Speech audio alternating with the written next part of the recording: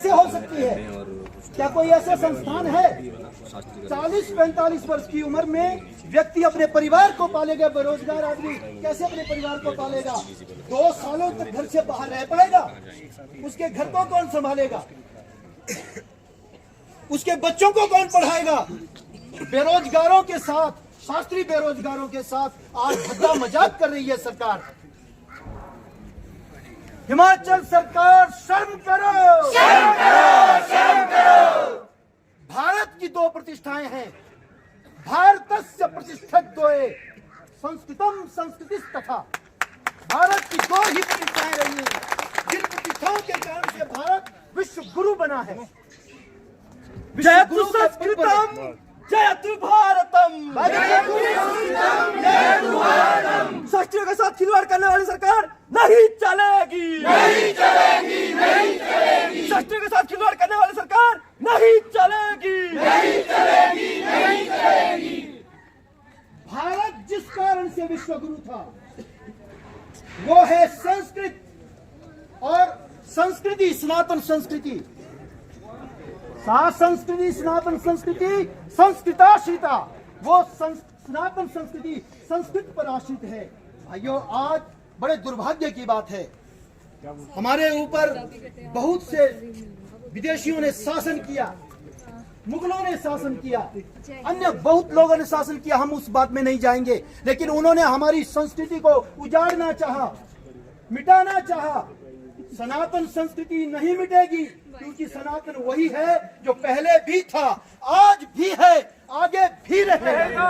देव भाषा का मजाक बनाने वाली सरकार होश में आओ, होश में आओ, होश में आओ। संस्कृति के साथ खिलवाड़ करने वाली सरकार शर्म करो, शर्म करो, शर्म करो।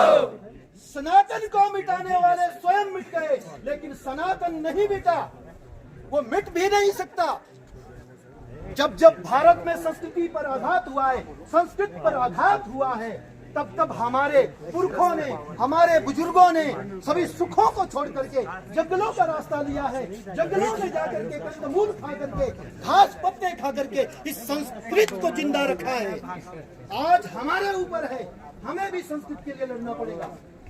बड़े दुर्भाग्य की बात है कि गुरुकुल बंद हो गए। आज तक भारत की सरकार कहीं पर भी गुरुकुल को चलाने के लिए कुछ नहीं कर रही है। सनातनियों के मंदिरों से पैसा तो लिया जाता है, लेकिन सनातन धर्म की रक्षा के लिए, संस्कृत की रक्षा के लिए कोई गुरुकुल नहीं चलता है। बड़ी शर्म की बात है। आज हिमाचल में कुछ संस्कृत कॉलेज हैं, विद्यालय हैं, जहां पर शास्त्रों का अध्ययन होता है, लेकिन आज इस काले कानून के कारण से वो संस्कृत कॉलेज भी बंद होने की कगार पे। हम ये नहीं चलने देंगे। जो संस्कृत पर आघात करेगा वो हम सबका शत्रु है। दुखों की सरकार को भेजो हरिद्वार को, दुखों की सरकार को भेजो हरिद्वार को। सनातन पर जो आघात करेगा हमारा शत्रु है, और शत्रु को मिटाने के लिए जो भी हमें करना पड़ेगा हम करेंगे। हम सरकार से पूछेंगे ये डिग्री किस काम की है, इसलिए हमें दी।